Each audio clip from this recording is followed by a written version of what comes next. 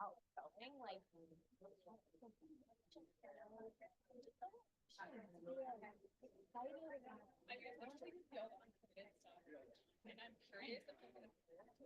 yeah, yeah. No, totally, totally. And I think it's dwindling.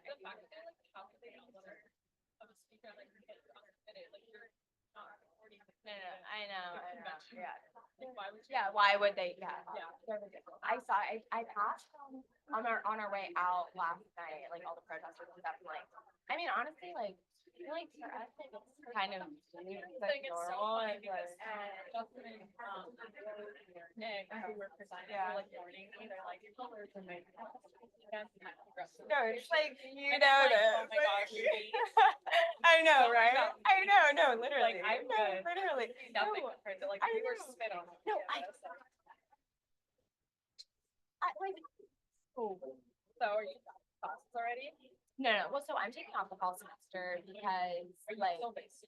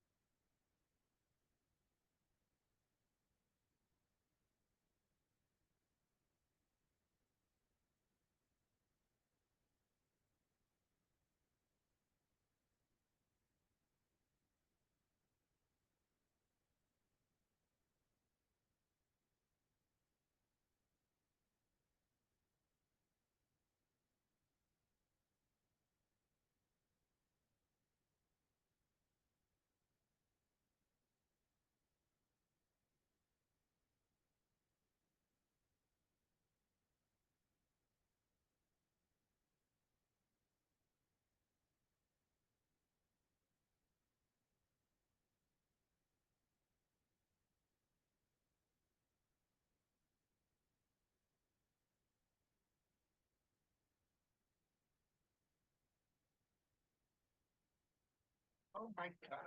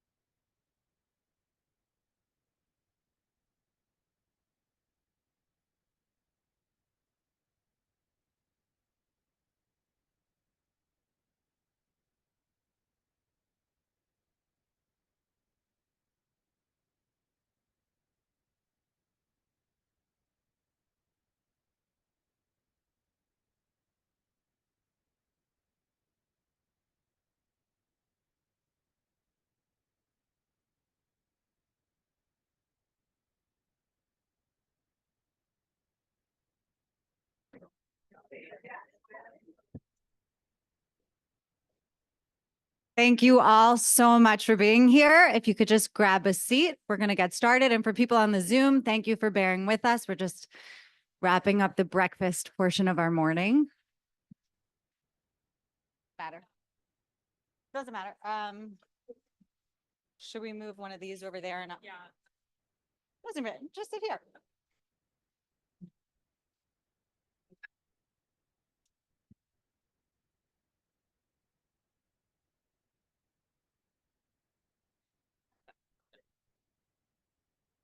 Wherever you would like to sit. Okay.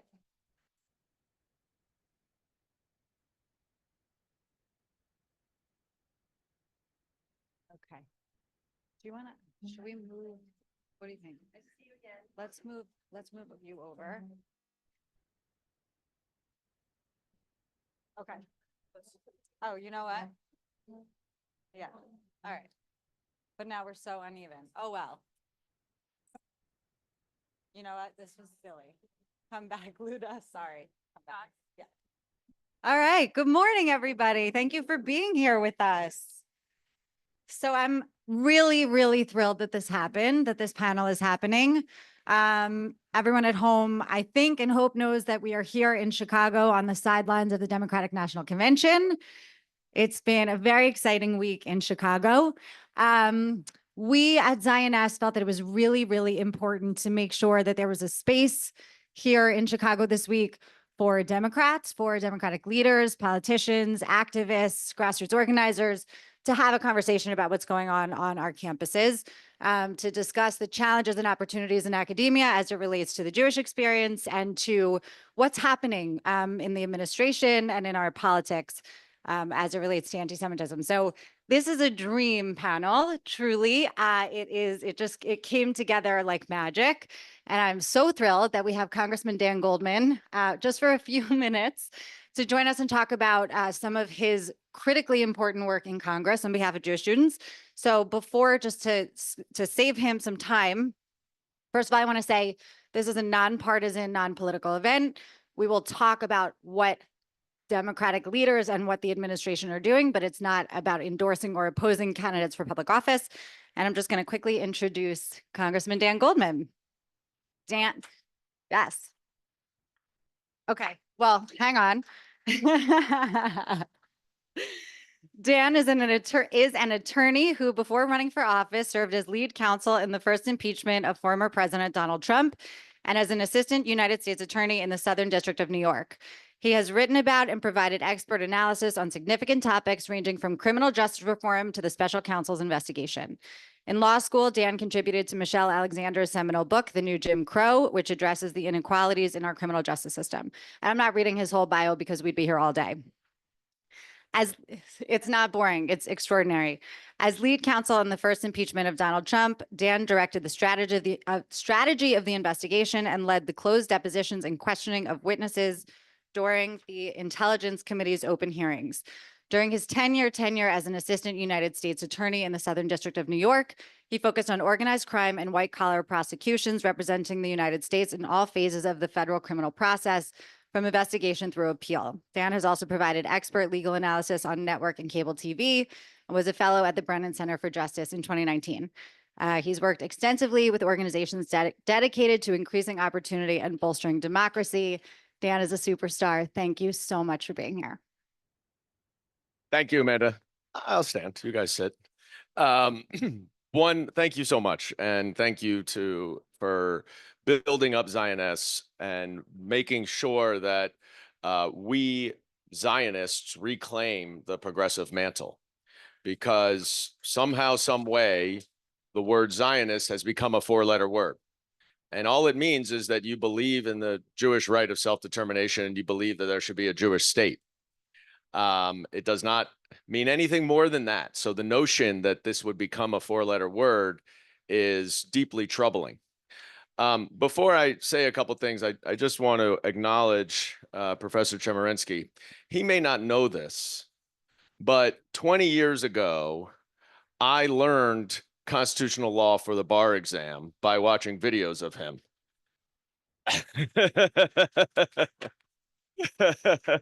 Yeah. Yeah, no, he's obviously a legendary scholar, and it's great to see you, Professor.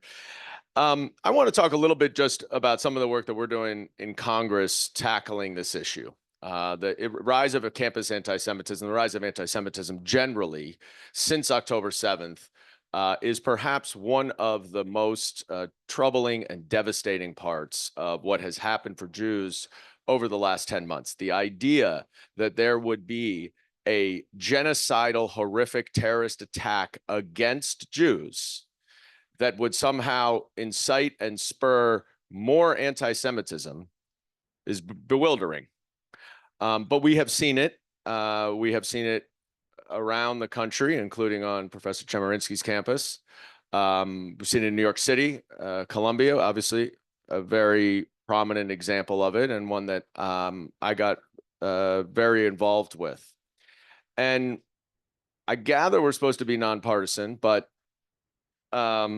we are at the Democratic National Convention. And what I want to just point out, I'll say it this way, is the different approach that the two parties have to campus anti-Semitism.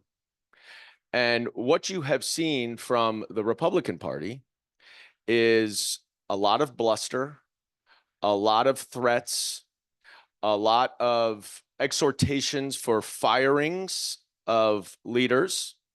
And to be clear, I think in many of those cases, the leaders who they are calling to be fired have failed. They have not demonstrated the moral clarity that one would hope leaders of academic institutions would show.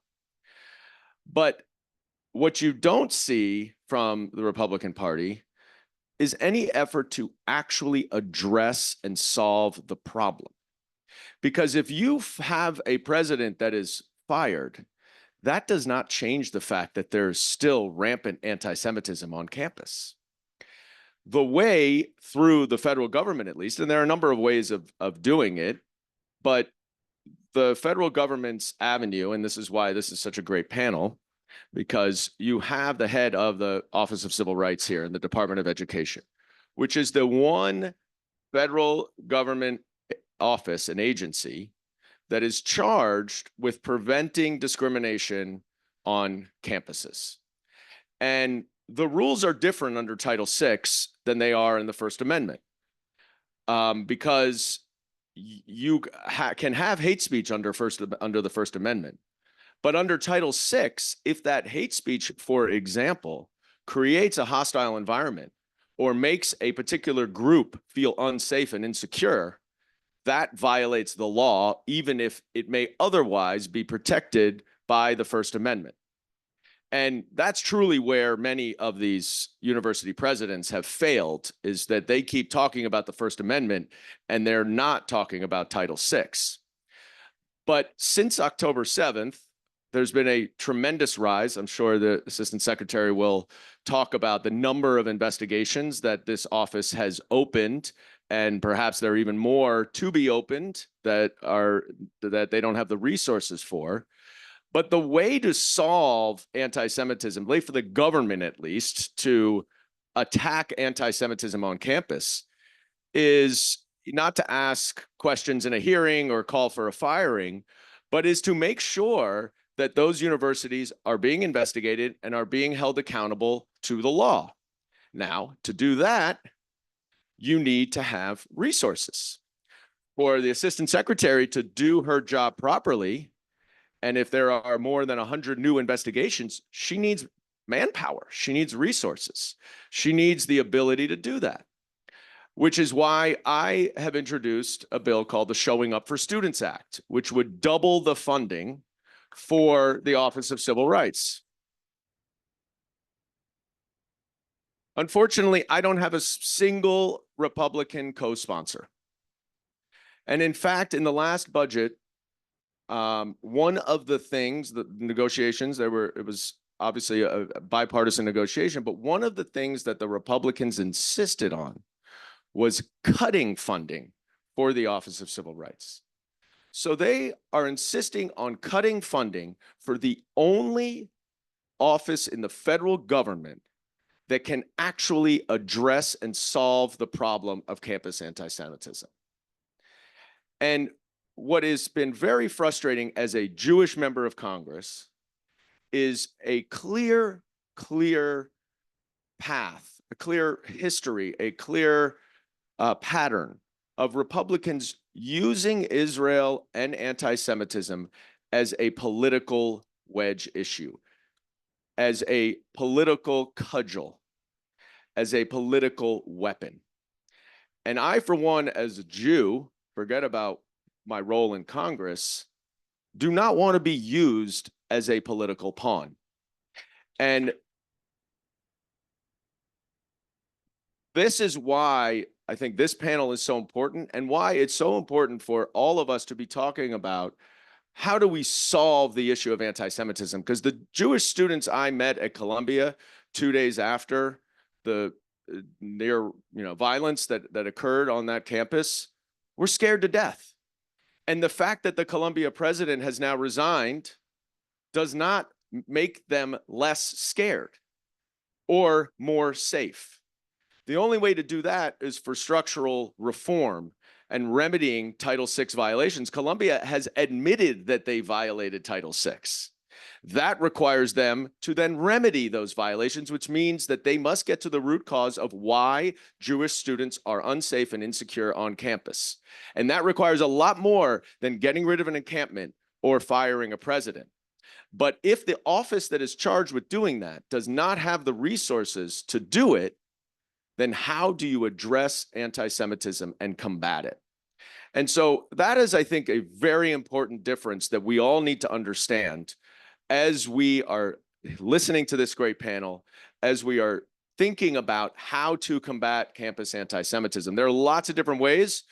People need to understand what anti-Semitism is. There needs to be training. There needs to be a lot more engagement, because I truly believe many of the students who are espousing anti-Semitism do not realize that what they are saying is anti-Semitic. So there's a tremendous amount of education we need, but we also need this office to be able to enforce the law and hold universities accountable. And if we cannot get the funding for the dramatic increase in the number of investigations, then we are not going to be able to combat anti-Semitism on campus. And so I urge all of you to go out there to talk to your friends. I have many conversations every day with many Jews who feel, rightly or wrongly, that the Democratic Party somehow does not condemn anti-Semitism and does not support Israel. That is flatly false. And the progressive wing of the Democratic Party supports Israel and condemns hate Those are progressive values. And we are going to maintain those progressive values and marginalize those on the fringe who are anti-Semitic. But we need to make sure that we are talking to everybody and explaining that there is one party that is trying to make a political issue out of anti-Semitism, and there's another party that is trying to combat anti-Semitism. And so I appreciate all of you coming here and look forward. I'm sorry I can't stay, but this is a fantastic panel. I think you're all going to learn a lot, and it's really a pleasure to see you all. Amanda, thank you very much. So we're done now. We've handled this problem. Thank you, Dan. Okay, I'm gonna speed read through the bios of these truly extraordinary panelists because obviously we want to get into the substance. I think everybody knows who we have here, but we'll just go quickly anyway. I am so thrilled that Assistant Secretary for Civil Rights at the United States Department of Education, Catherine E. Lamon, is with us. She has served since the United States Senate confirmed her in October 2021, following President Biden's nomination in May 2021. Assistant Secretary Lamon served as Deputy Assistant to President Biden for Racial Justice and Equity, where she managed the president's equity policy portfolio. She chaired the U.S. Commission on Civil Rights, to which President Obama appointed her. She served in California Governor Gavin Newsom's cabinet as Legal Affairs Secretary. I could go on and on and on. And as you already heard, we have nationally renowned constitutional scholar, Dean of UC Berkeley School of Law, Erwin Chemerinsky, who became the 13th Dean of Berkeley Law on July 1st, 2017, when he joined the faculty as the Jesse H. Chopra Distinguished Professor of Law. Dean Chemerinsky was the founding dean and distinguished professor of law and Raymond Prague Professor of First Amendment Law at UC Irvine. Before that, he was the Alston and Byrd Professor of Law and Political Science at Duke University. He was a professor at the University of Southern California Law School, including as the Sidney M. Ermis Professor of Public Interest Law, Legal Ethics, and Political Science. I could go on and on and on. Luda Izakharov recently graduated from the University of Oregon with degrees in political science, international studies, and Russian. Throughout her time at UO, she was deeply involved in student leadership and progressive advocacy, serving as a student senator, student body president, and most recently as a special assistant to the UO Board of Trustees in the Office of the University President. A committed leader in the Jewish community, Luda held roles with Hillel International and served as president of the Chabad on-campus board. I don't see, as I'm scanning her bio, that she was also a Zionist organizing fellow, so I'm going to throw that out there. And Luda is a Truman Scholarship Foundation Summer Institute participant, where she continues to advocate for Jewish students on campuses through her work on Capitol Hill. And last but absolutely not least, Sharon Nazarian, internationally recognized thought leader, philanthropist, and adjunct professor at UCLA. Sharon is the president of the YNS Nazarian Family Foundation, with a regional office in Israel named the EMA Foundation. And Sharon is the founder and chair of the advisory board of the Eunice and Soraya Nazarian Center for Israel Studies at UCLA. Most recently, Dr. Nazarian served as the inaugural Gal Hodges Burt Distinguished Fellow in Policy at the American Academy in Berlin. During her tenure in Germany, she actively researched the intersection of anti-Semitism and the degradation of democratic institutions worldwide. So, when I sent the 1,000 questions that I wanted to cover this morning to the panelists, Dean Chemerinsky, the professor that he is, suggested that I cover them in a couple of different categories. So what we're going to talk about this morning is, first of all, what is the situation on campuses in America? We're going to talk about what the Biden administration's Department of Education, the Office of Civil Rights, is doing, what Assistant Secretary Lamon is working on every day. What is the law? What is Title VI? What is the First Amendment? As Dan said, what is the intersection of those laws and other different laws and policies that are related, the 14th Amendment, time, place, and manner regulations, et cetera? How are these issues playing out politically? And Dan already mentioned a lot of that. And then what comes next? How do we make this problem better?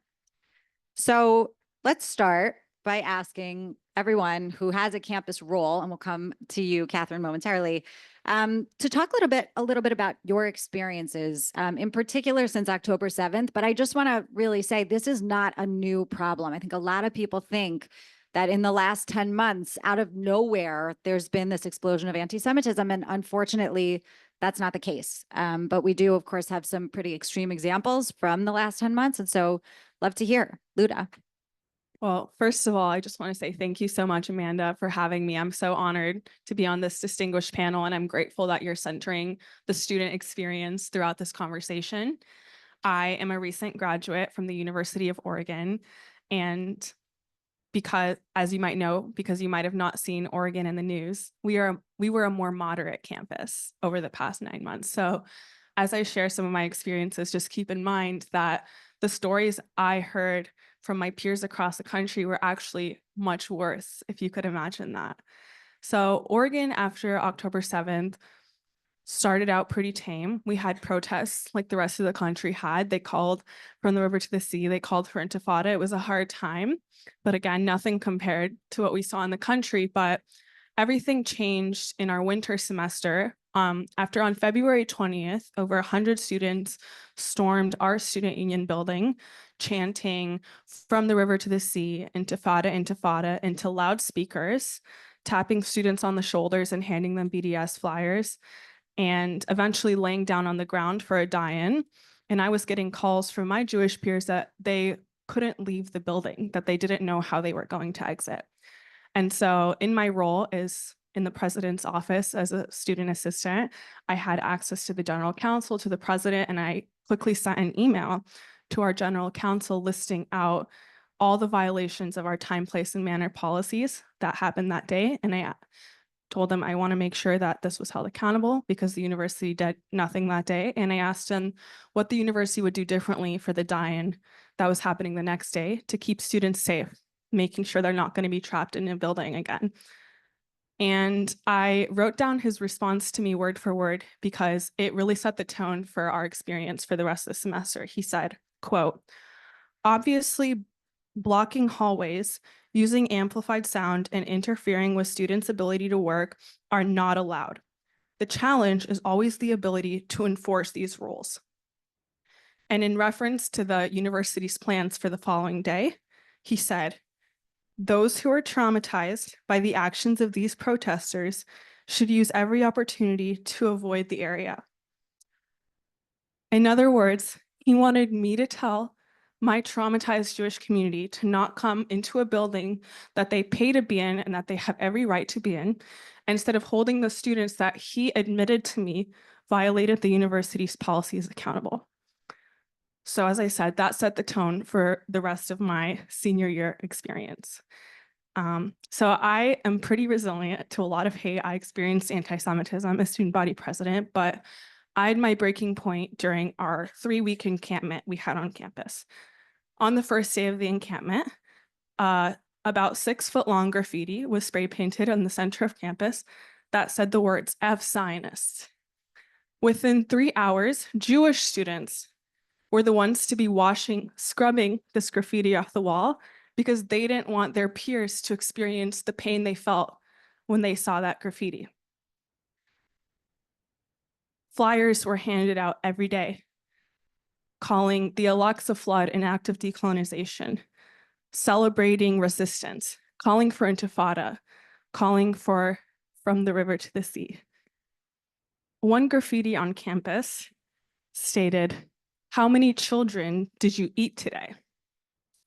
When I got a group of students together to speak to the president and senior administration about this issue of graffiti and how it made us feel, we were blamed for not reporting it to the correct places on campus.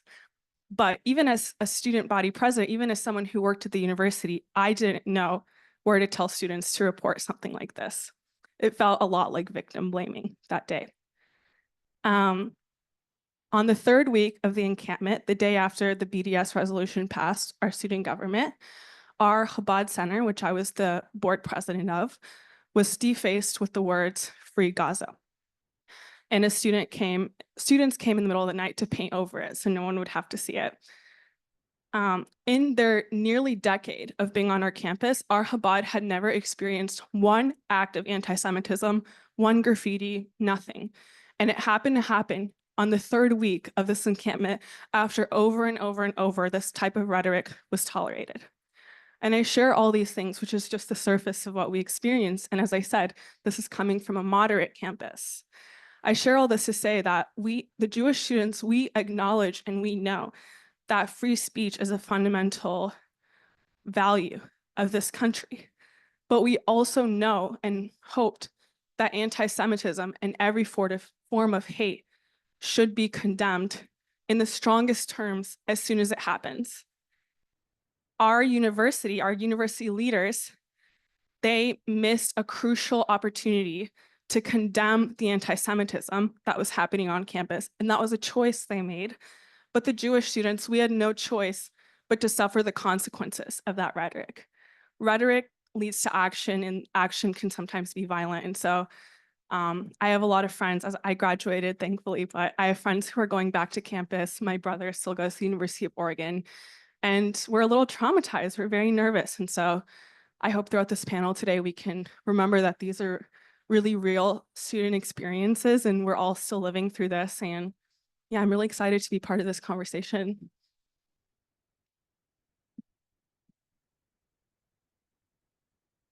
Dean Chemerinsky. It's such an honor to be a part of this panel. I'm a 71-year-old Jewish man. I've heard anti-Semitic things throughout my life, but I've never seen the anti-Semitism on our campuses that's been there since October 7th. I worry that we've spent too much time trying to define anti-Semitism because so much that's gone on is anti-Semitic, no matter how much it's defined. Let me give examples of some of the things that we had. And you can find documentation of this in so many sources now. Recently read a report of a committee at Stanford that detailed the anti-Semitic things, blatantly so, that occurred on that campus. A federal judge in Boston just a few weeks ago allowed a suit to go forward against Harvard. And it was chilling to read of the things that had happened on that campus. The Office of Civil Rights has issued letters to several universities that detail what's happened there. So I'll give examples, but it's important to see these examples as representative of what's happening at University of Oregon and across the country. Some of it is the verbal expression of anti-Semitism in a way that I haven't seen before. You've probably seen this on other campuses in the news. The sign at George Washington University that was held up saying the final solution, or the number of campuses where Jewish students were told, quote, go back to Poland, or the statement by a leader at Columbia that was echoed on many campuses, quote, kill the Zionists. There's no way to interpret that other than as blatant anti-Semitism. It's been the canceling of Jewish or Zionist speakers. The Berkeley campus last February, an Israeli was coming to speak, and a large crowd demonstrated in this way that it had to be canceled. It's the harassment of Jewish students and Jewish faculty. When you read about the encampments, what's often not told is how Jewish students were harassed as they walked by those encampments, sometimes even physically assaulted. What happened at my home in my backyard received national attention. My wife and I do a dinner at the beginning of each school year to welcome the students and do it over several nights. We couldn't do this for the class that graduated in May 2024 because they started in the fall of 2021 when there were COVID restrictions. So the presidents of the third-year class asked us if we would host dinners for them in April, and we agreed. The week before the dinners, a poster went up on every bulletin board in the law school, as well as online, that had a caricature of me holding a bloody knife and fork with what appeared to be blood around my lips. One of the things that I found stunning is the way in which blood libel has been invoked again, one of the worst anti-Semitic tropes. You mentioned at the University of Oregon, the Stanford report mentions it, and we've heard it on other campuses. And it said, boycott Zionist Chem. I think they said Chem because Chemerinsky wouldn't fit onto the poster. But they didn't accuse me of having done anything or said anything wrong. I've taken no public positions with regard to Israel and the war in Gaza. The law school doesn't have a foreign policy. The only thing that the poster called for was for the University of California to divest with regard to Israel. It shouldn't surprise you that the law school has no control over the University of California investments. On the day of the dinner, April 9th, my wife and I welcomed all the students who came. They come to the backyard for dinner. After everyone had sat down for dinner, a student who was responsible for the poster, who was the head of Law Students for Just in Palestine, took a microphone out of her backpack and went up on a step and began a strong pro-Palestinian statement. We asked her to leave. She refused. My wife went to take the microphone. They recorded it. It went viral and was written about. There was no basis for them targeting me other than that I was Jewish. I have no doubt that if it was a dean who wasn't Jewish, they would have never done this. This is, of course, one incident on one campus, but representative of what we've seen so much across the United States, and as you'll say, it's across the world. Also, one of the things that doesn't get coverage, but that breaks my heart in hearing from students, is the way in which Jewish students are insulted and shunned by other students. This isn't something that we can regulate. And yet I hear of students saying that other students won't let them be in their study groups, won't continue to be friends with them because they're Jewish or Israeli. And my fear is that this isn't going to get better anytime soon. We all hope that there's going to be peace in Gaza and the release of all of the hostages. But what's happened on campuses now is that the pro-Palestinian position is hardened to one that Israel should not exist at all. There should be an entirely Palestinian nation. And of course, for those who believe in Jewish self-determination, that there needs to be an Israel, there is no middle ground. And so I think as we begin another school year, if you talk to campus officials at Berkeley or across the country, there's just huge trepidation as to what comes next. Thank you. So my lens, and I want to be an additive to the conversation, is through a lens of ADL. I was an executive at ADL for 5 years, and I ran all of the international work of ADL across the world, outside the US, Europe, Latin America, Middle East, Africa. And so what I can share and add to this conversation is that the trends we witnessed in the last academic year, which was probably one of the worst for Jewish students in recent memory, is truly a global trend. I've spent time now in Berlin, I've spent time in Australia, London, Paris. Everything that you heard Ludo and Dean Chemerinsky explain and describe has been experienced by Jewish students across the world. Now, I'm also an adjunct faculty at UCLA, so I'll share my domestic experience locally, but also to tell you that what Dean Chemerinsky is pointing out and what we are all have trepidations about the new academic year starting is one that is shared globally. I taught a class after leaving ADL. I said, I have all these amazing tools, all this analysis, and I designed a brand new course, which started, first day was October 4th of last year. And the title was Global Trends in Combating Anti-Semitism, my expertise. And I made a concerted decision not to place the class in Jewish studies or Israel studies. I put it in global studies, because really for us to understand what is happening and what ADL has measured globally as the highest increase in anti-Semitic incidents globally has to be understood through a global lens. The same way we look at global health, we understood that with COVID, climate, all these issues, we have to understand that these are global phenomena. My class became a microcosm of everything we witnessed after on campuses.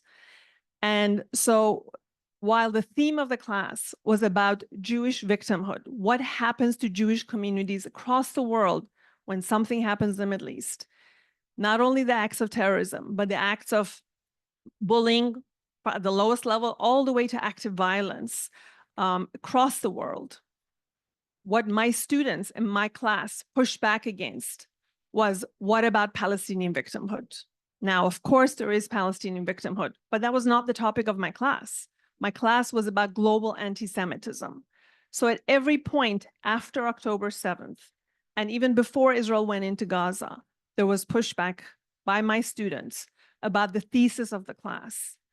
And what I witnessed in my classroom, Amanda, and I really want to thank you for this. I meant to start by thanking you and Zionist for putting this panel together and bringing this to the sidelines of a Democratic National Convention. It's an important conversation Many would love to just put this under the rug, but we're not, because this is front and center. And as we said, this coming academic year will be even more challenging in many ways. But what we saw in the classroom is elite students who, believe me, getting into UCLA and UC Berkeley is no easy task. This was a senior seminar. These are students who studied the globe and looking at issues through that lens, coming into my classroom with every conspiracy theory you can imagine on TikTok. The lack of historical understanding, the lack of any depth of understanding about what the Middle East peace process has looked like, what has been the role of Israel. So we talk a lot about anti-Semitism, but it's really the anti-Zionism. And what started on many campuses 5, 6, 7 years ago, through the work of SJP, Students for Justice in Palestine, Jewish Voices for Peace, these groups who are intent on essentially vilifying Zionists and Jewish students who had any affiliation with Israel. There was a standing policy of anti-engagement with Zionists on campuses for 5, 6, 7, 8 years. BDS, boycotting of any Israeli academic coming to your campus, universities. I mean, this has been going on for a long time. So as Amanda said, what we've witnessed since October 7th is nothing new. At UCLA, this was, I think, was 5 years ago. A student candidate for Student Senate was questioned about her affiliation with Israel, about going on birthright. No other candidate was asked about their affiliation with any other faith or religion or other country. So we've seen this progression. Students for Justice in Palestine has been very active, very strategic, and we saw what happened on October 7th on every campus. And they were behind those horrific demonstrations. They were the ones who essentially changed the narrative of making Hamas be the face of the resistance. So the ideology that we as a society have to fight colonialism, have to fight imperialism, have to fight capitalism, somehow the narrative has been shifted now that Hamas is the face of that resistance. And you saw that at Columbia, you saw that at Berkeley. That is the narrative. So in my view, as an adjunct professor, as someone who really fights anti-Semitism around the world, we have to have a reckoning in academia. And I really want to hear more from Professor Chemerinsky. I'm an adjunct. I'm not teaching every quarter. I'm not tenure track. I'm not a tenured professor. But where are we when we have faculty who are becoming activists rather than educators? Faculty coming in classrooms, completely irrelevant to their topic, their subject area, their expertise, raising issues that have nothing to do with their topic, and yet feeling the need to be activists rather than educators. Whether it's in medical schools, at UCLA, we had that. First year medical class. Professor coming in and asking everyone to talk about the medical genocide happening in Palestine. So what is it that we as an academia have to reckon with? And what are those conversations that are going to be had? I agree with Congressman Gold that it's not just about firing the presidents. Many administrators at best were caught off guard. At best, if you want to be very, very, lenient with them, say, okay, they didn't know how to handle this. Many were bad actors.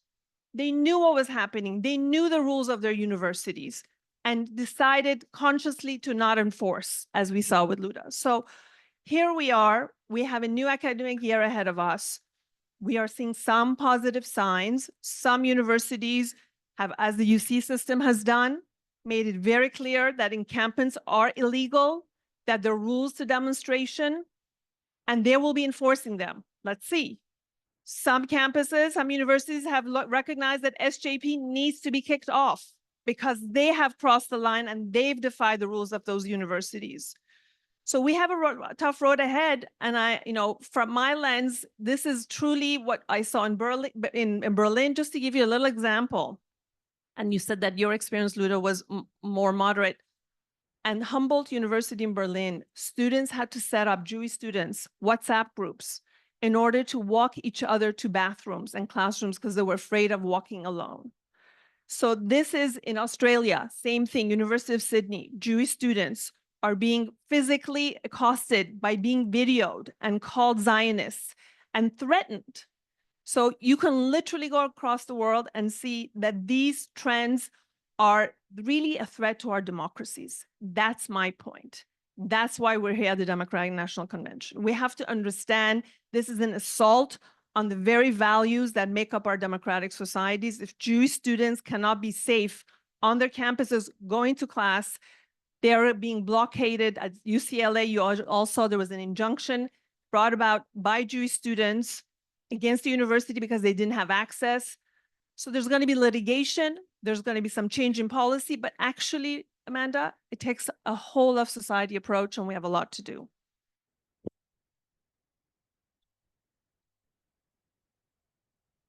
So we've touched on a lot of themes that we're going to come back to already, but I would really love to hear Assistant Secretary Lemon, what's been going on at DOE? I know it's been a sort of walk in the park for you the last year or so.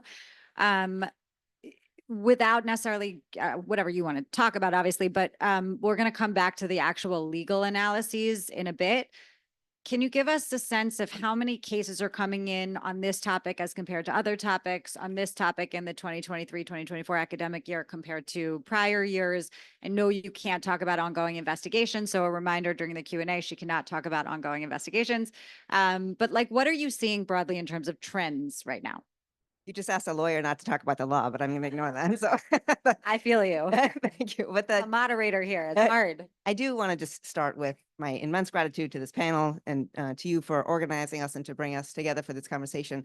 It's incredibly painful to hear, Luda, what you described, to hear what you all are describing. And that's what my office sees every day across the country. There are 7,000 colleges and universities. There are 18,000 school districts in the country, and they are unfortunately now very often repositories for hate and hate on this topic specifically. And that we have laws against, that we have guarantees will not be what students experience at school. So Congress created my office to enforce those laws. I'm very excited to talk about that. I will pause and not talk about what the law is at the moment, but I was very grateful to hear Representative Goldman talking about the importance of the office and the importance of ensuring that we have the resources that we need to do this work. Just to put in context where we are, we heard from each of the panelists that this is not a new phenomenon, this instantiation of hate and discrimination.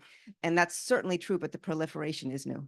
And the willingness in the country for us to accept and tolerate and witness and walk away from the repetition and the vitriol that we're hearing now is unusual on this topic and unusual in colleges and universities, and absolutely reprehensible and absolutely against our core national aspirations for who we will be. When I say that the vitriol and the quantum of harm is new, here are numbers that reflect where we are on this. In all 4 years of the last administration, my office opened a total of 28 cases on this topic and resolved a total of 5. We have 145 plus cases in investigation right now. And we had already before October 7th opened more cases than the prior administration had opened in all 4 years. And obviously there's been just an incredible proliferation since then. I don't say that with enthusiasm. I say that with horror. I say that because we are seeing a quantum of harm that we couldn't have conceived before. And what we are confirming in the investigations in the office are that these actions happen and that all too often our schools are not standing for our kids. Our schools are not making sure that all of our kids understand that they're welcome, that the schools are for them, and that the schools intend to make sure that they are safe and inclusive environments for them.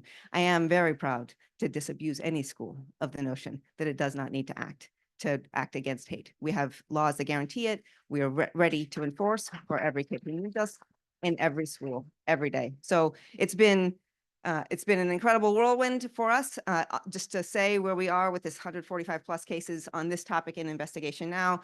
Last year, my office saw an all-time high in the complaints that came into the office. We saw 19,201 cases come into our office across all of our jurisdictional areas. So when we say that this is an incredible it's an incredible proliferation of hate, and it's an incredible increase in the people who trust in government to come to us on this topic. It still is dwarfed by the other kinds of harms that people are also bringing to our office. And we have roughly 400 civil rights investigators around the country who are managing these 19,201 cases last year. And we've seen a 20% increase already this year compared to last year in the cases that are coming in. So it's hard for us to get there quickly. It's hard for us to make sure that we are doing right by the legal commands in schools, and we are moving as fast as we can and trying to make sure that we are using every tool that we have. We've put out a ton of resources to share what the law is, how we apply the law to facts, to make sure that people understand the law is for everyone and that the law will protect them. We've also publicized when we've resolved cases. We maintain a list of the cases that are in investigation so people can know what it is that we're doing. We've updated our complaint so that it's clear in our complaint form, the jurisdiction that we have, and that we will address this issue. We've offered technical assistance to anybody who will listen to us about what the law is and also how to use our office. And we are aggressively continuing to enforce. Thank you. I'm going to stick with you and we'll turn to the law. Finally, no, it's my favorite topic too. I would love to hear from you, and raise your hand if you know what Title VI actually is. Okay. So, okay, more than I think in any other room I've ever been in, but Catherine, if you could talk a bit about the origin of Title VI, what it means, what it does, who it protects, and how you adjudicate Title VI cases in the office. I think that would be really helpful for a lot of people watching online. Great. Well, in 1964, Congress enacted the 1964 Civil Rights Act, and Title VI is one of the titles in that act. It promises that no person will experience discrimination based on race, color, or national origin in contexts that are funded by the federal government. So among them, that includes schools. And that's a simple guarantee, what President Kennedy called it, the simple justice that no federal funds should be spent to discriminate. It's obviously been very hard for us as a country to live up to in all walks of life, and it continues to be very hard for us to live up to it in school. You didn't hear from me in that jurisdiction over religion. Congress did not give my office jurisdiction to enforce non-discrimination with respect to religion, but we have for many decades now had a very expansive understanding of the guarantee against national origin discrimination to include discrimination based on what we think of as shared ancestry. So stereotypes, perceptions about people based on their shared ancestry, the region of the world that they come from, or beliefs about countries that are identified by religion, which obviously includes Israel. So we have been investigating on this topic of longstanding. There have been many courts that are also confirming the application of the law that way. And the protections are that you can't treat people differently on the basis of race, color, national origin, and you can't allow a hostile environment to operate on the basis of race, color, and national origin.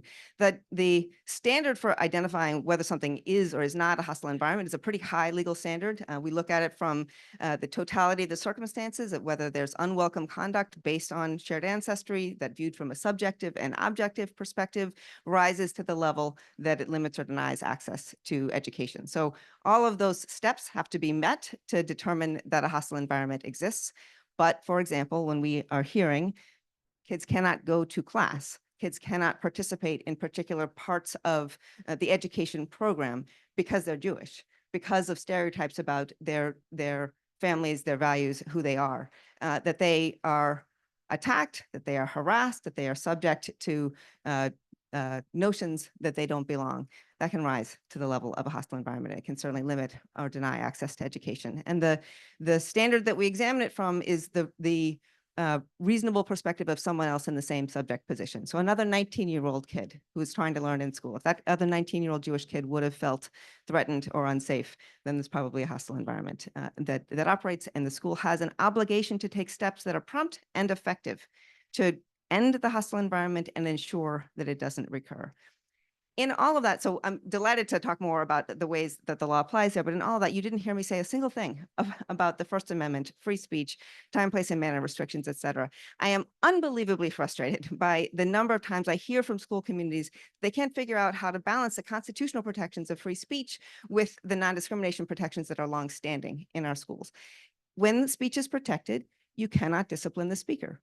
Terrific, full stop. That does not end the inquiry about whether kids right to non-discrimination is also protected at school. If you cannot discipline the speaker, there are still things that you can do in a school community to make sure that students can access class, that students can feel safe at school, that students do not have their access to education limited or denied. So that may mean telling kids how to file a complaint, not telling kids, as Luda School apparently is told, I may have to look at this, but not telling kids that they have to file it in a particular way, that there has to be a particular way of filing a notice, but making sure kids know how it is to say if they think that something is wrong and that they need redress from their school. It may mean educating school communities about how to have difficult conversations, about how to talk about things about which people strongly disagree.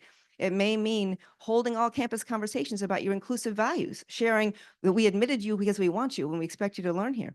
All of those things are things that don't discipline a speaker, but that do communicate what is safe and that there's a non-discriminatory inclusive environment. There are lots of steps that are still in a school's toolbox, even if the particular conduct includes speech that is protected. So we want to make sure that people understand that, apply it, and actually make sure that their kids are safe at school.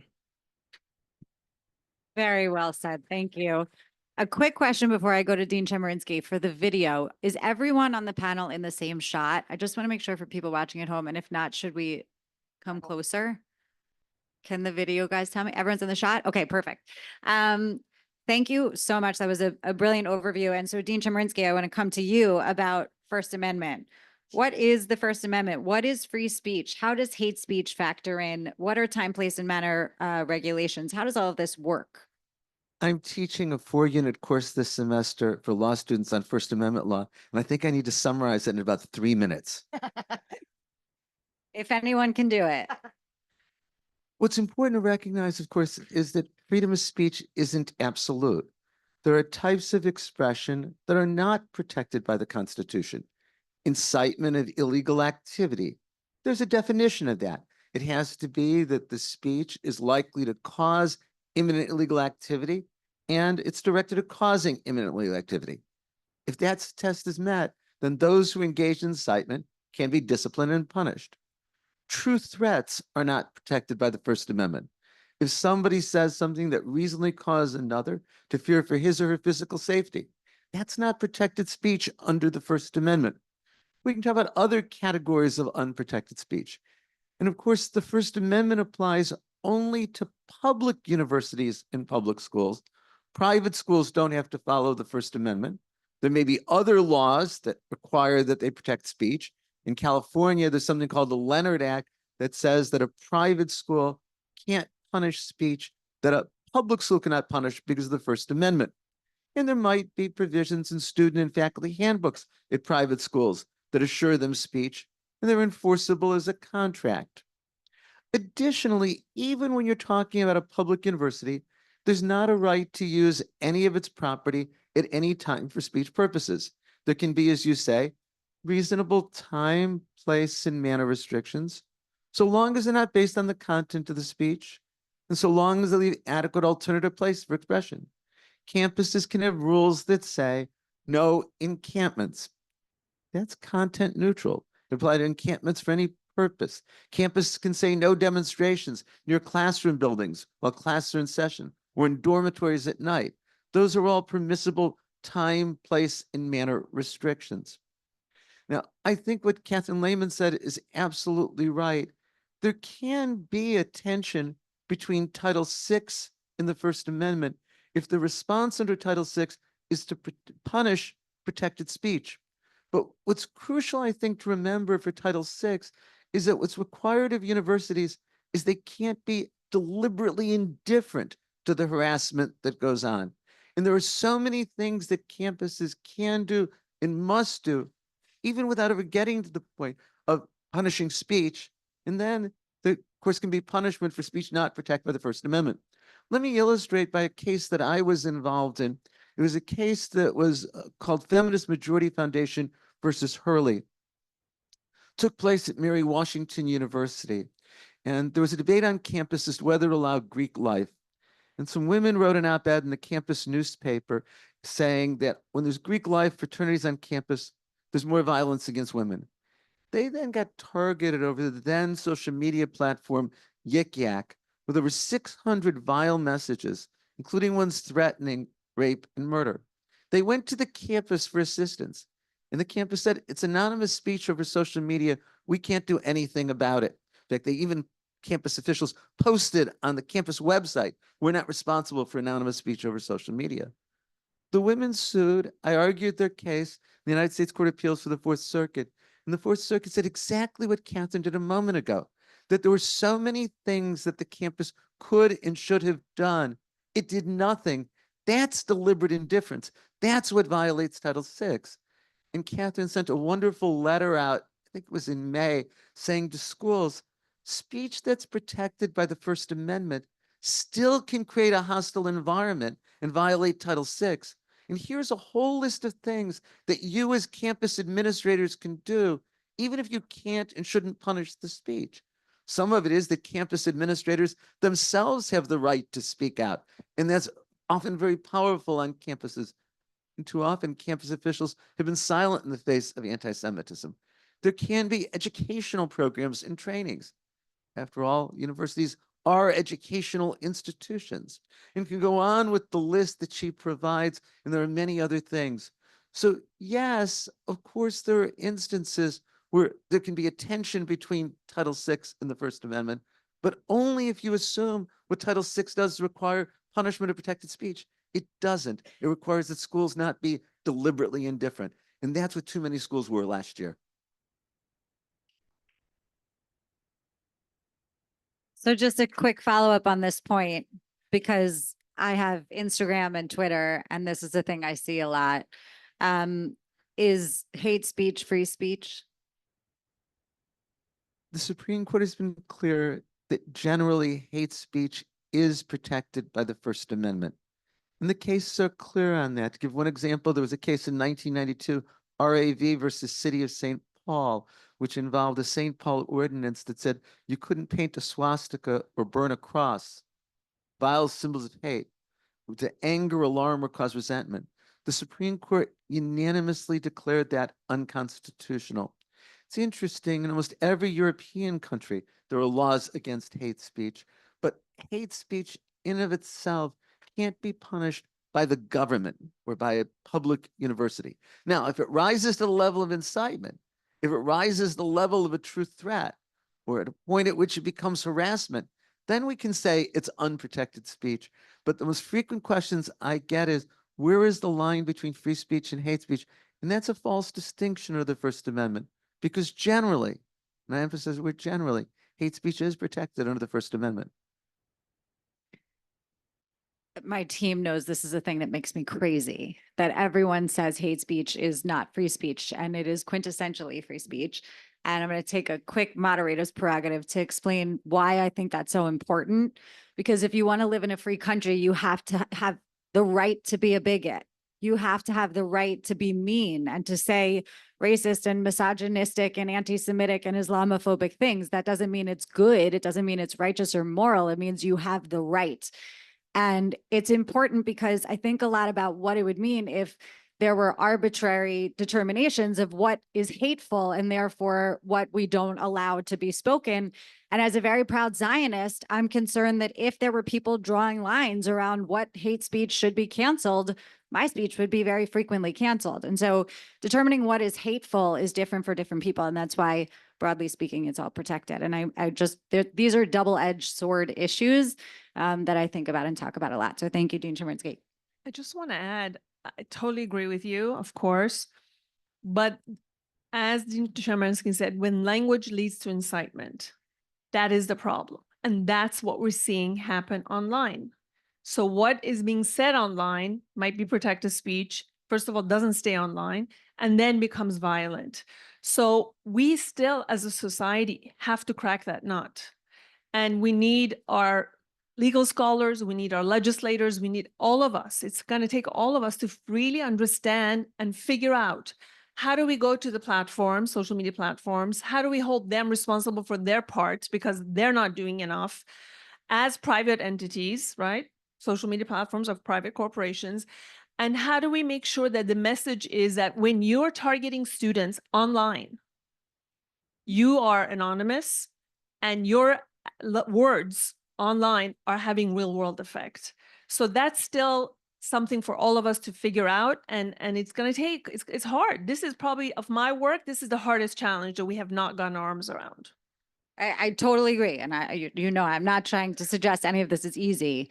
I think there are lines that exist, and they are legal lines. Incitement to imminent lawlessness is one of them, and that is not free speech anymore. But broadly speaking, hate speech is protected. Different online, different, and how to address it and what to do about it is a different question. So I wanted to talk a bit more about all the experiences on campus, and then to have Assistant Secretary Lemon talk about how DOE is addressing a very particular question that I think a lot of people here would like to talk about, which is the distinction, if there is one, between anti-Semitism, anti-Zionism, and anti-Israel sentiment. How do those things play out on campuses? How do you think about those distinctions? I know we could spend a week on this topic, but Sharon, I was thinking about it when you were talking about how, and I know we've talked extensively about this, you're teaching a course on global anti-Semitism, and people only want to talk about the Palestinian suffering, which of course we also care deeply about, but it's a completely different subject from global anti-Semitism. So that to me is how anti-Zionism and anti-Israel sentiment play into the experience that Jews are having. But I would love to, hear from everyone who's experiencing this on campuses. And then Assistant Secretary Lemon, I was really so appreciative that the administration, that OCR put out some new Dear Colleague letters in May that addressed this question, I think, really well and really meaningfully. And so would love to hear from you on that as well. Luda. Well, first of all, I should have sent the link to this to my administration because I think they could learn a lot right now. I heard over and over and over in my work in the office of the president, we can't do anything because of our obligations to free speech. We can't do anything. The lines are very blurry. We're very confused. And what you all explained just now seemed very not confusing to me. So I hope there can be more guidance to school administrators on what they should be doing and their obligations to free speech. I think a great example that I recently experienced of the line between anti-Semitism and anti-Zionism is that as you said, I recently had the honor of speaking at my university's commencement. It's something I was really proud to do because I love the University of Oregon. I fought so hard for the students on our campus when I was president. I did nothing to do with Israel, and I did everything to do that students who are facing food insecurity had something to eat, that students had housing, that students had rights at the university. I was myself protesting with students for issues like the climate. And I was really excited to speak, but I was faced with some backlash, some petitioning against me speaking because I'm a Zionist and I believe in the state of Israel existing and self-determination. I have family living in Israel. And because of that, students were upset at the administration petitioning to the current student body president for me to not speak. And the university was nervous. They let me speak, but there was extra security. There was conversations. What are we going to do if you're interrupted, if you're booed? And I was told to fully expect that to happen. And as I fully planned in my speech, I did not speak about Israel. I spoke about unity. I spoke about light. I spoke about pride in my Jewish identity and my parents' immigration story to the United States and how this is the American dream. But I think it just goes to show that I, as a student, was not going to speak anything about Israel. That has never been a core part of my student leadership on campus. But because of who I am and because of where my family lives, I had to worry about my safety.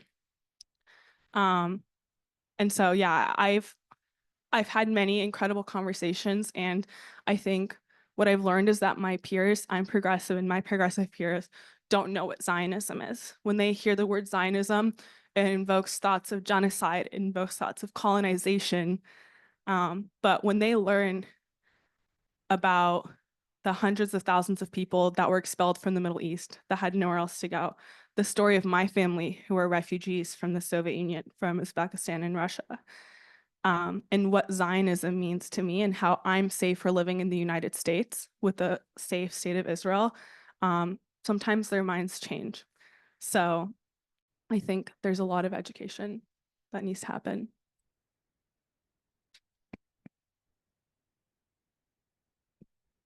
Dean Chemerinsky. I said in passing, I think we've spent too much time in the last year trying to argue over what's the definition of anti-Semitism. And it causes us to lose sight of those things that are so blatantly anti-Semitic. It's not a question of definition.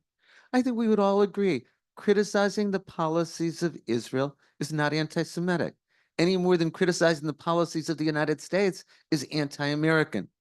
On the other hand, expressing hatred towards Jews, expressing the positions that we've heard on so many campuses, that clearly crosses the line.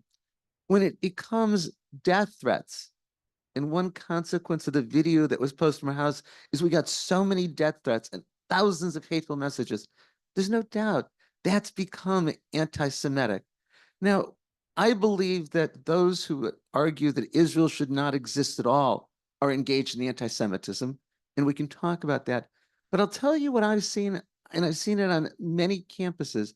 There is this strange equation that's been created that says Israel is evil, Israel is a Jewish state, therefore Jews are evil. And the response when you say, but you're expressing anti-Semitism is, well, but not everything we're saying is anti-Semitic because we can criticize Israel. But that's the fallacy of composition and logic. Even if some things that are said aren't anti-Semitic, it doesn't excuse that which is said, which is clearly anti-Semitic. So I think my plea for all of us is perhaps to spend less time arguing over what's the right definition of anti-Semitism and much more time identifying that which by any definition is anti-Semitism and threatening and unacceptable, and then to condemn that. I agree. I agree. And I would say that it's challenging. So you have groups like Jewish Voices for Peace, a group that is anti-Zionist, that has Jewish in their title and peace in their title, and yet they participate in flagrantly anti-Semitic and anti-Zionist activities on campuses and across our communities. So, and they use the definition of anti-Semitism against us. So it becomes really challenging. And I tell you, this notion of turning Zionism into a bad word, a dirty word, is nothing new. The idea of trying to isolate Zionists on campuses started over a decade ago. And again, we go back to the BDS movement. And we, even at ADL, we really had qualms about really flagrantly, tackling and stopping BDS movement, because we said, look, it's not violent. It's a passive kind of essentially trying to have a say about Israeli policy by doing boycotts, divestments, and sanctions. But when you had American Association, American Studies Association, when you had major departments and major academic entities starting to boycott, that was about isolating anyone who saw themselves as Zionist. That was the beginning of the process of affiliating, as Dr. Dim Chemerinsky just said, anyone who is pro-Israel or has any affiliation with Israel. And if those people happen to be Jewish, then it gave permission to then be anti-Semitic. So that connotation of if you're a Jew, and look at the Hillels right now. Hillels have been on the forefront of fighting what's happened on campuses in this past academic year and before that. You watch and see this academic year. The main front of the campus engagements right now are going to be to kick off Hillel's off university campuses because they're a Zionist entity. So we have big challenges ahead of us, and we have to be very careful not to play into the hands of the JVPs of the world who present themselves as representing Jews on campus, because they're not. And so we have a tough road ahead of us, and those student groups who are Zionist and Jewish have to be the warriors, and they are. I mean, you saw the students who've come and testified before congressional committees. They're amazing. I am so inspired by them because they're in the front lines and they're choosing to fight some of these battles. But we are in a tough, hand-to-hand combat on many of the campuses. And so this coming year, watch for what's going to happen on Hillels. You're going to see a lot of campuses going after that Jewish institution and trying to get them kicked off campus because they're Zionists. So the whole distinction between Zionists and Jewishness, I think, is just getting more and more gray. You know, the civil rights lens that we bring to this question is to look at whether there's a stereotype that's at play, whether there's an expression of hate or hateful conduct. And so, you know, we resolved a case this summer with Brown University, where there had been allegations that reported to Brown that students pointed at a student's Star of David necklace and called the student a Zionist pig Jew, and then that Brown didn't evaluate whether that might have contributed to a hostile environment for the student. That's a simple question, really. You know, I mean, it's really pretty straightforward. We don't need to parse definitions there. I mean, it's a pretty ugly incident to have happen. We had a case that predated October 7th with a University of Vermont, a public university, where a teaching assistant had posted on social media that the teaching assistant would grade Jewish students lower than other students because they're Jewish students, and includes stereotypes about Zionists in the social media post. They were quite ugly, what she wrote. It's again not complicated, right? Don't say that. don't say that you're going to actually make a student's educational experience lesser because the student is Jewish, because the student is a Zionist, because there's a stereotype about who that student is. And so I think from the civil rights lens, what we're looking for is there an operation of a stereotype about someone's shared ancestry? Is that limiting or denying their access to education, and was there a hostile environment created? If so, did the university respond appropriately? And then the fine tuning of, you know, which category the hate falls into isn't all that relevant. Let me just for in the sake of time, I want to stay with you for just a moment, Assistant Secretary Lemon, and kind of tie in what Sharon and Dean Chemerinsky said. The definition issue, I know, I mean, again, we could spend a week on this. I think the obvious cases are obvious. And so when it becomes less obvious is where I think the challenge lies. And so I'm curious how, when the department decides to take up a case, or when OCR says this is, you know, something that we should investigate, and the Dear Colleague letters, I think, give great examples of when something should be investigated, regardless of what definition is being applied. And I will say the Biden administration has very positively endorsed the IRA definition, my personal opinion. That is positive, I mean. How, once it becomes less clear, once it's not one of the most in your face, you know, students protesting outside of the Jewish dean's home who has said nothing about the conflict, how do you figure out, and are there investigators within the department who understand the nuance of the way that anti-Semitism shows up as a conspiracy theory, as a set of tropes and ideas, as a set of, you know, prejudices that are not always so easily identifiable, even for Jews, to say confidently that's anti-Semitism? Yeah, I guess let me say several things. One, there's an executive order that requires my office to use the IHRA definition when it's relevant to evaluating intent in discrimination. And so, you know, we comply with the law, and certainly our staff know how to do that. And so do our staff know how to parse that question? Yes, but we know hate. That's what we do. We are civil rights investigators, and so any definition of hate is ancillary to, you know, to what we do, and we are evaluating, sifting the facts to figure out if there was hate visited on a kid, and if so, you know, what was the response appropriate.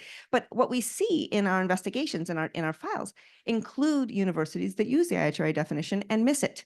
So, you know, like that, you know, this question about which definition is right or which is the best, et cetera, I think is well aside the point, because, you know, we have files where somebody says, well, you know, this doesn't violate the IHRA definition, so there's nothing for us to do as a university in response. And I'm aghast when I look at that, you know, because the kid deserved better. And I think what we really need to be focused on in this moment, where we are seeing this incredible proliferation, this incredible permission structure for hate to proliferate in our communities, we need to recognize hate. We need to be clear about that. We need to stand against it, and we need to not be fine-tuning any other question. That's the thing that we need to be focused on. President Biden has said over and over and over again that hate never goes away. It only hides. We know that. That has been the history of the country and the world, as we are hearing here. And it has to be unacceptable to all of us.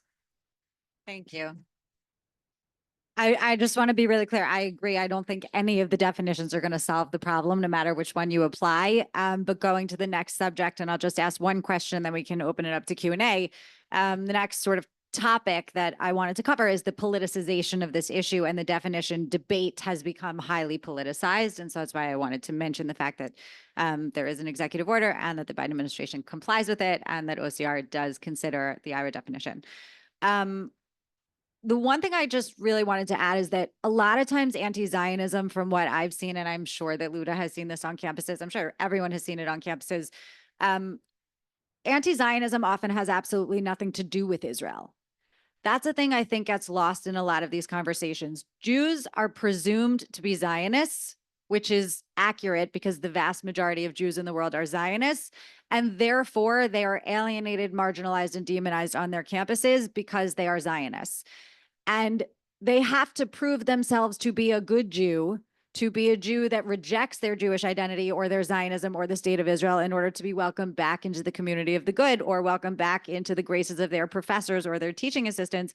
And that is a thing that has absolutely nothing to do with the politics and policies of the state of Israel. It's not about criticism of Israel. It's not about support for Palestinians. It's not about any of that. It is a presumption of guilt of Zionism as Jewish individuals. And that is what I've heard so frequently from Jewish students, that when they try to bring that to someone, they're told, oh, someone is just exercising their right to criticize Israel. And I agree, Dean Chemerinsky, completely. Criticism of Israel, including harsh criticism, which I engage in almost every day at this point, is not anti-Semitic. But when Jews are targeted as Zionists, even if they are, it is anti-Semitic. So going to the politicization question, and again, there's so much more we could talk about. I'm sure people are disappointed that we didn't cover everything. I wish we could too, but this is a provocative question that I'm really excited. Catherine knows where I'm going with this. I'm really excited to talk about and to hear from all of you on. And so I just want to ask you, is it a violation of campus harassment policies to call for a genocide of the Jewish people? Sure. Depends on the context. I'm kidding. I'm kidding. No. It does. Well, first of all, I think that the language I heard on my campus, whether or not it's classified as free speech or a violation of any policy, it's completely unacceptable. It's anti-Semitic and it needs to be condemned. And that should be what the conversation's about. And also, but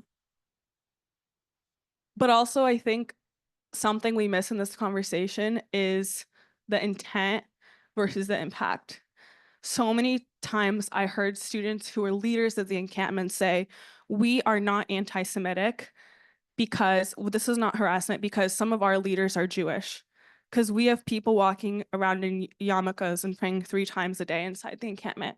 So it's not anti-Semitic. But I was having about a dozen students come to me and say, I'm scared to go to class. Can you walk me to class? I'm scared. I'm not wearing my Jewish necklace this week because I'm scared to walk. I have to walk through the encampment to get through class, and I'm scared to wear it. So honestly, it doesn't really matter to me whether the intent is anti-Semitic or how it's classified as the university. The impact is that Jewish students are scared to go to class. They're obstructed from equally participating in the academic environment, and that kind of language always needs to be condemned. And I always advocated for that. If there was racist speech on campus, if there's homophobic or any other form of hate, I'm confident that my university would make a statement against that. And I was always disappointed, as they should. I would advocate for that. But I was always disappointed that we were not treated the same and that they didn't stand up for us when this type of language was used against our community.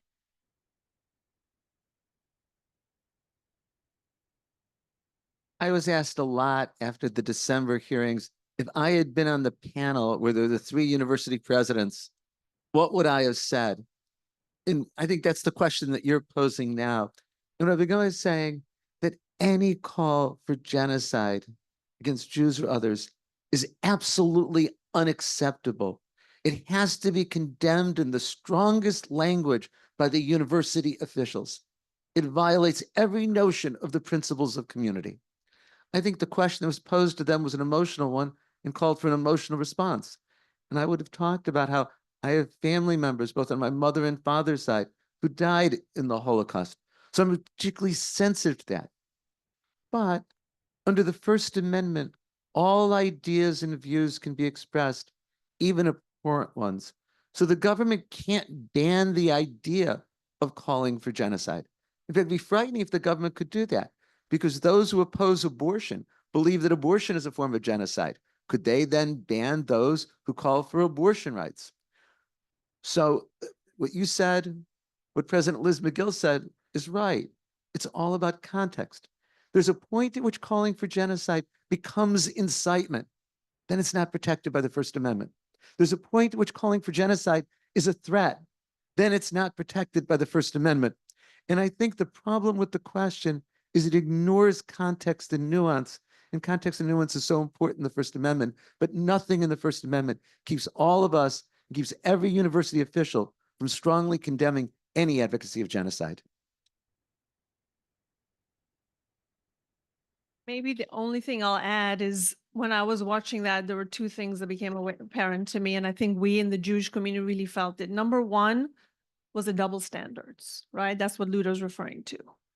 That we all knew if that same question was put with a different community being targeted, the answer would be very different. And that is being consistently shown over and over again across academia, across university presidents, and across the world. So that's the double standard, which is really problematic. The other thing I felt as I was watching that is a lack of empathy. And that's what you're talking about. Giving us a legal answer to a very emotional and distraught community, and we're all watching it.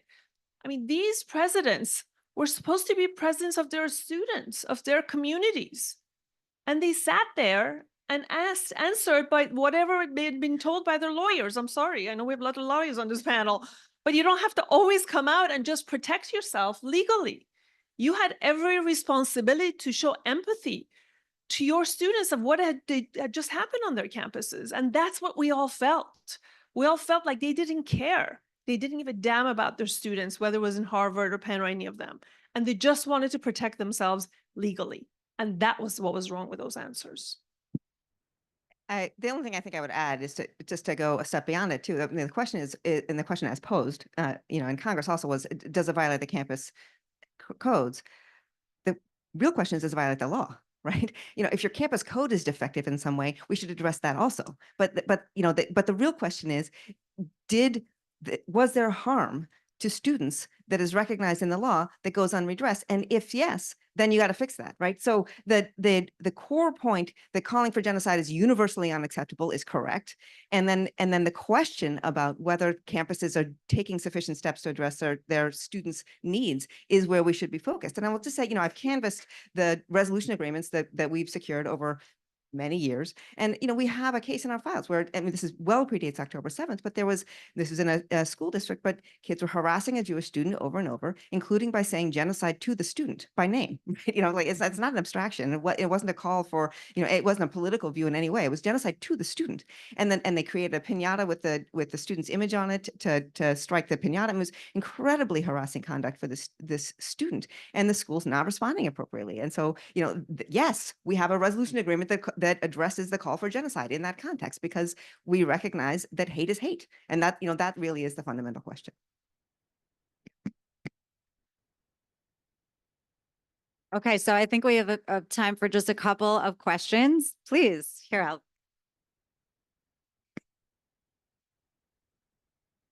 Thank you so much. First of all, this was incredible. I keep hearing about, what's to come on campuses and what we can do as, there's a lot of people in this room, but, I'm Jewish, and what we can do as Jews to help. And I'm not hearing a lot about allyship, and we're such a small people and such a small percentage.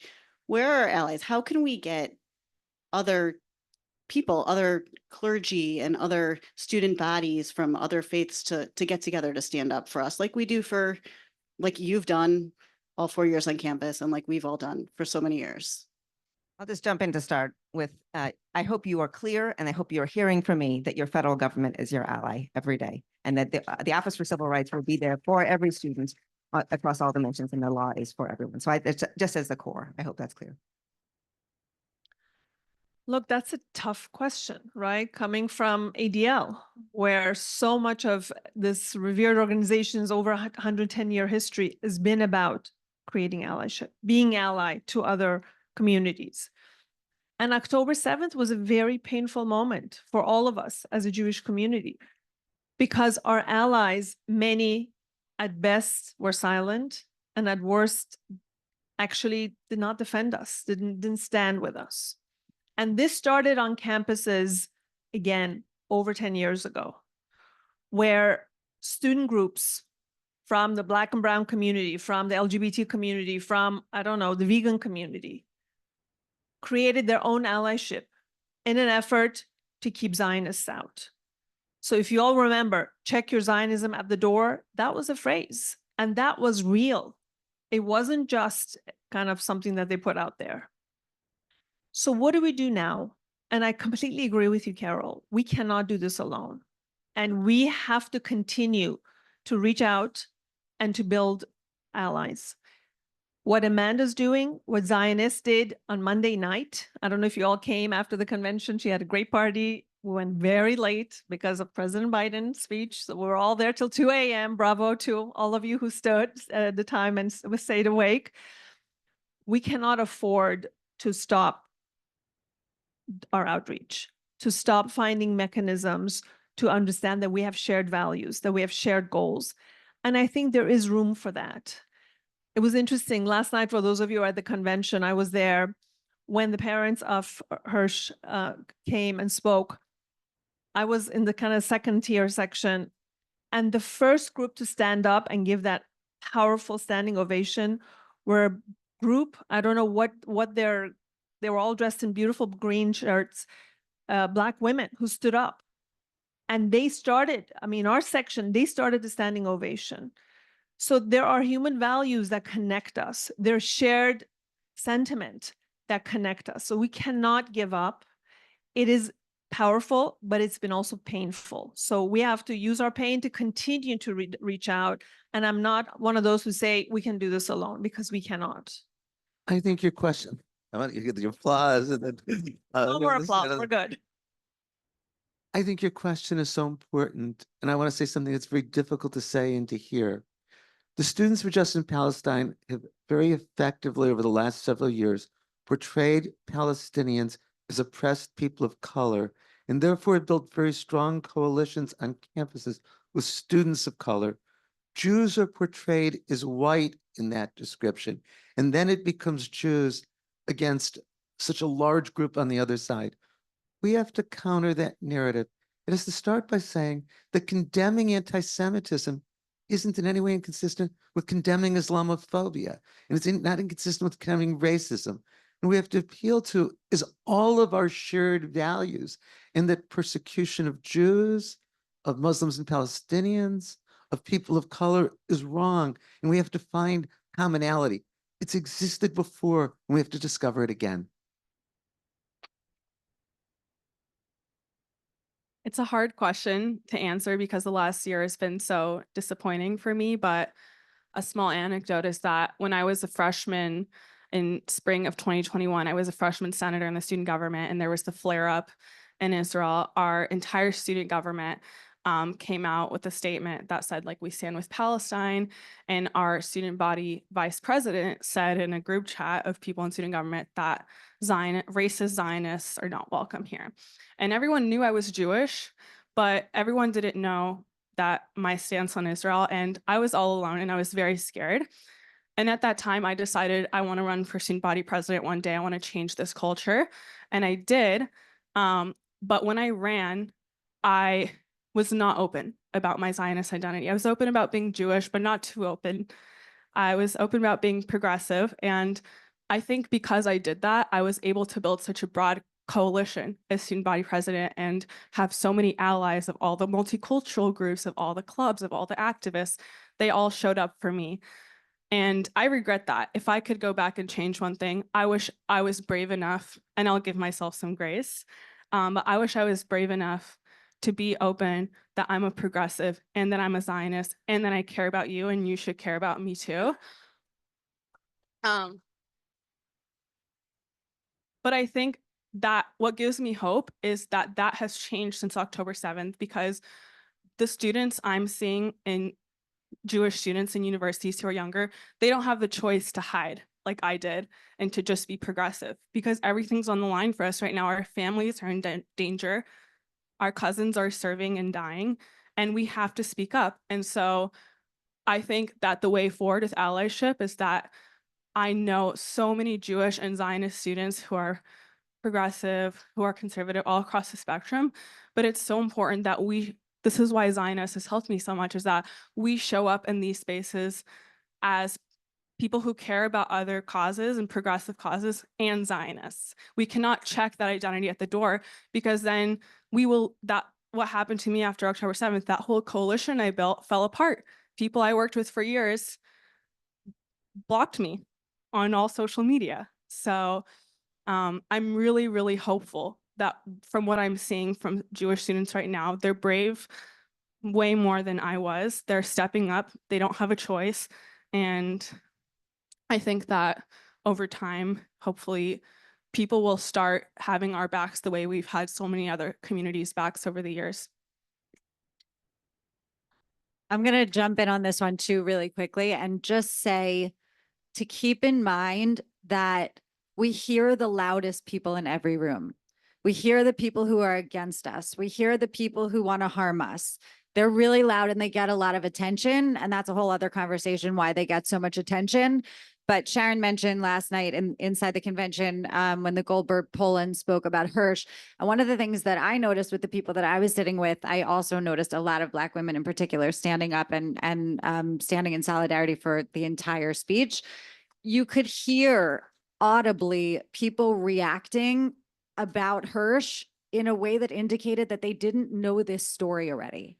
And we're so in our own information ecosystem within the Jewish community. The algorithms drive that, our media drives that, our relationship to Israel, how connected we are. We hear and talk and think about this constantly. The rest of the world does not know what we know.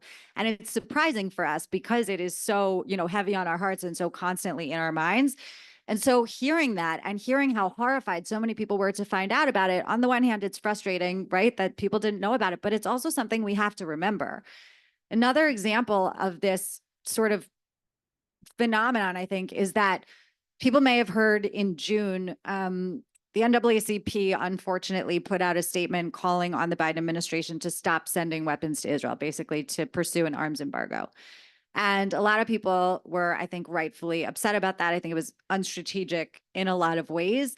But I think there was an assumption, and I obviously can't attribute this to anything other than gut instinct, that other civil rights organizations would follow in the NAACP's footsteps and also endorse the same thing. And it didn't happen. Nothing else happened after that. It was silence from all of the other civil rights organizations. And I promise you, because I work closely with a lot of them, there's pressure against the leadership of these organizations from within their young staff. And they are not caving to that pressure because they know how dangerous that would be, not just for our community, but for democracy, for world order, if Israel didn't have the means to defend itself. And so allyship is not always loud. The hate is really loud, but allyship is often silence. It's often what doesn't happen. And there's no news story about that. You don't hear about the things that don't happen, but you have to always keep in mind that there is a lot going on behind the scenes that stops things from happening. And that is allyship in a form that is just less recognizable. Amanda, I just remembered a good example that I meant to share. ADL, along with Urban League and NAACP in New York, has brought suit to make illegal full face covering.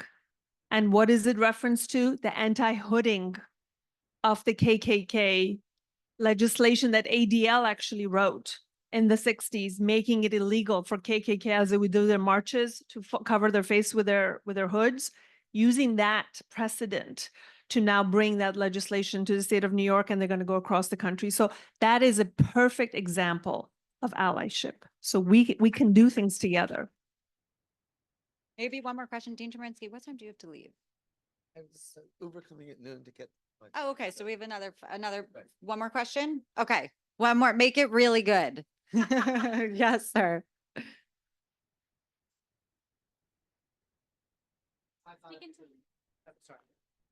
One of the most powerful moments I thought at the convention was they played clips from January 6th, which were shocking and horrifying. Melinda Aarons produced those excellent clips. Amazing. And she deserves her flowers. That was amazing, really. I couldn't help, they were amazing, chilling, even though we've seen so much of it before. Maybe it was because it was on the Jumbotron. It struck me that we've talked a lot about a lot of nuance here. Why is the administration not taking the easy low-hanging fruit? Why are the universities, the local DAs? The administration brought 1,400 cases. They mustered the resources to do that. They have 900 convictions.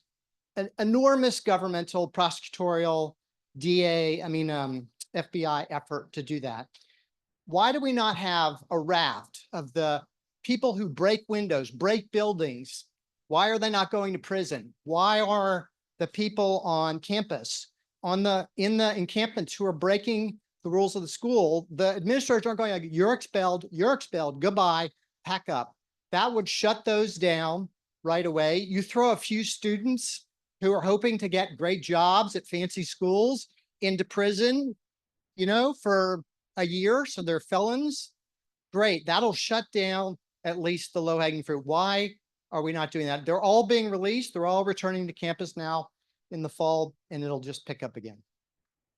So I think that question is mostly directed at the Department of Justice who are not here, but I will speak for my federal colleagues, that the Department of Justice is pursuing some of the hate crime convictions, and for example, secured a conviction, a plea agreement against a student who made threats at Cornell that were very ugly threats against other students that were quite anti-Semitic.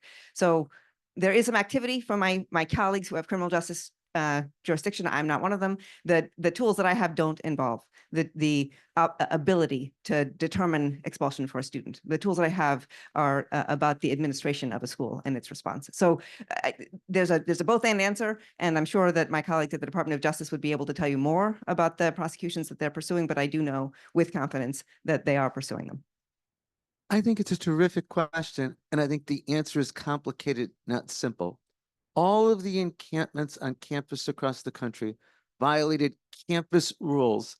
Sometimes they also violated state and local law. The campuses could, if they wanted to, have cleared those encampments without any First Amendment problem whatsoever. So the choice for campus officials wasn't a legal one. It was much more a political and a pragmatic one. Why did they make the choice they did? In part, I think, is an aversion to bring police on campus.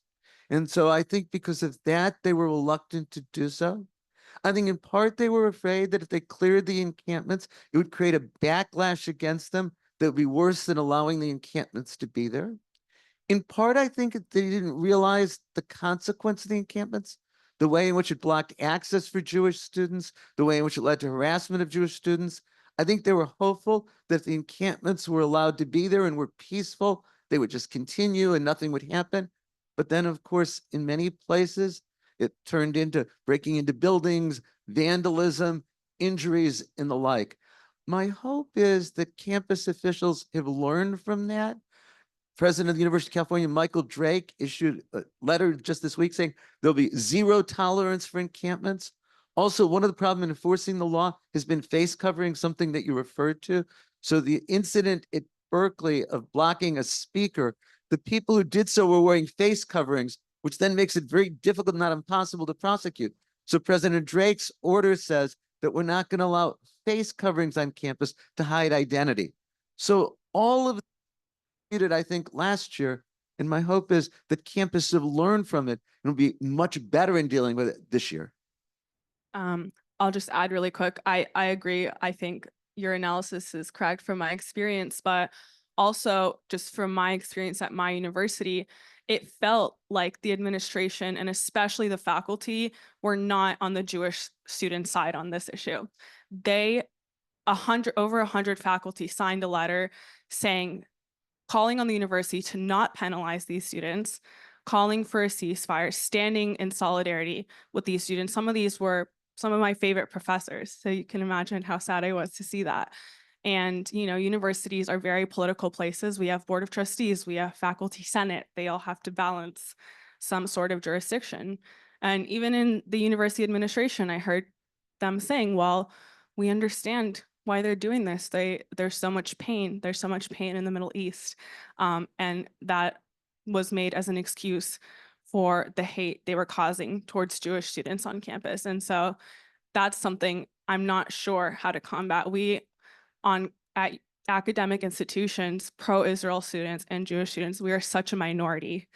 And sometimes when you're a minority and people in power choose not to have your back, not to enforce policies, it leaves us in a situation where there's not much we could do. So maybe I'll just add a final word, and I agree with Dean Chemerinsky. I would say it's political and it's ideological. So what you're describing, Ludo, is an ideological stance by faculty who have a lot of power, especially in public universities, as Dean Chemerinsky knows all too well. The chancellor at UCLA actually, most of the time says, I have no power. I mean, if you bring this stuff to him, and now we have a new chancellor coming in, he'll say, this is really not in my power to do anything. So when you have ideological faculty and deans specifically going and sitting in the encampments, as we saw at UCLA, supporting it, and then you have also the legacy of law enforcement. You know, what happened after George Floyd, we still haven't reckoned and come to terms with the role of law enforcement and police.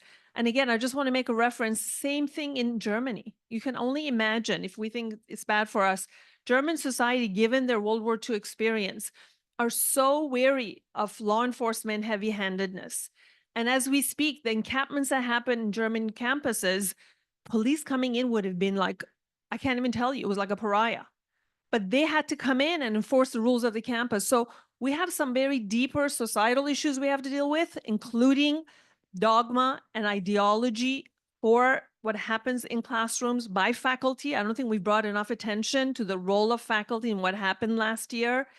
And then what do administrators do about it? So, for example, do we have to look at tenure? And what does that mean? You can just do whatever you want, say whatever you want. We have some, and Dean Chemerinsky can talk about limitations on tenure and how you can fire faculty for behavior, but it's very, very, very limited. And then also looking at institutional neutrality. Why not have universities and other institutions just step away from some of these very divisive political issues and say, this is not the place for it. We're here to educate. We can ask hard questions. We can discuss them. But as institutions and as faculty, we should have some sense of neutrality on some of these very politicized, weaponized issues. I think, okay, Julie, if it's really quick. Bring us home.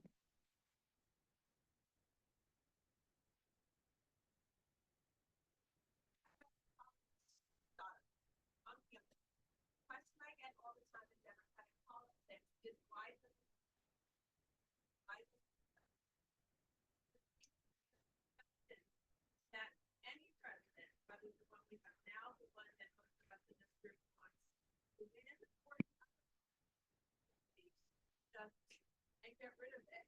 I want to just that we all understand that it's not that simple. That hate exists. That hate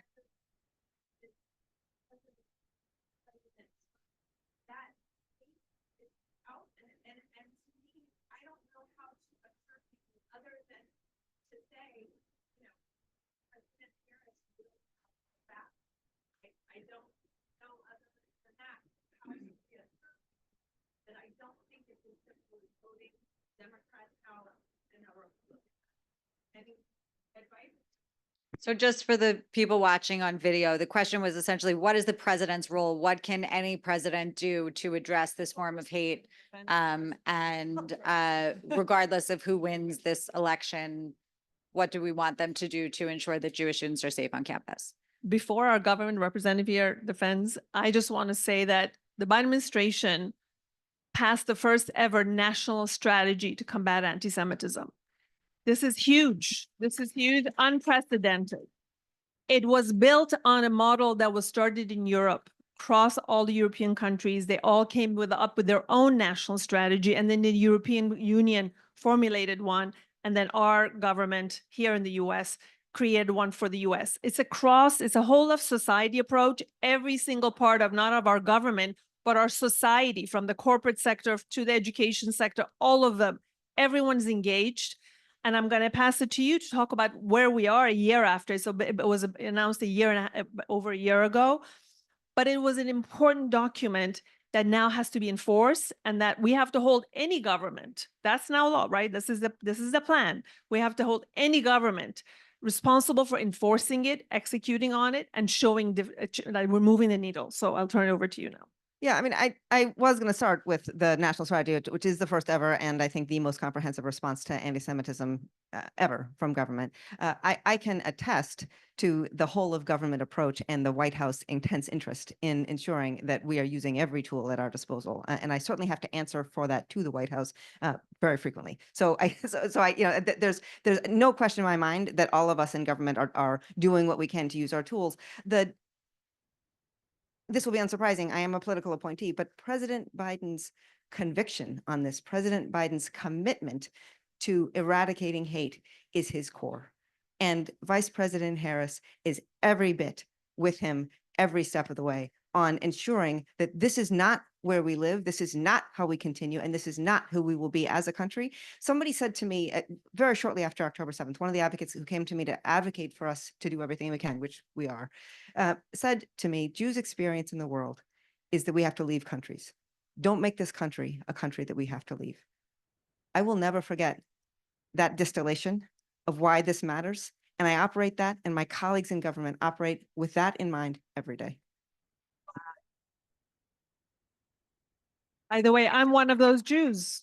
I left Iran because of anti-Semitism. And when Charlottesville happened, that's what I thought. I'm like, oh my God, do we have to leave again? So I'm glad that stayed with you. And I hope that you continue to be motivated by that. That was a perfect ending, Catherine. Thank you. Thank you all so much. I just want to say really quickly, I know I already said this is a dream panel. I am a civil rights attorney who has litigated campus anti-Semitism, and I needed this. I have been so frustrated for the last 10 months about the conversation around campus anti-Semitism, the law, the way any of this stuff works, what OCR is doing, the politicization of it.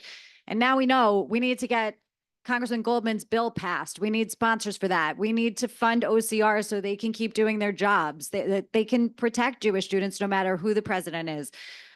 We need deans and university presidents to have the tools to ensure that they know how to, address these issues on their campuses. And this is all happening. So thank you all so much for everything that you're doing.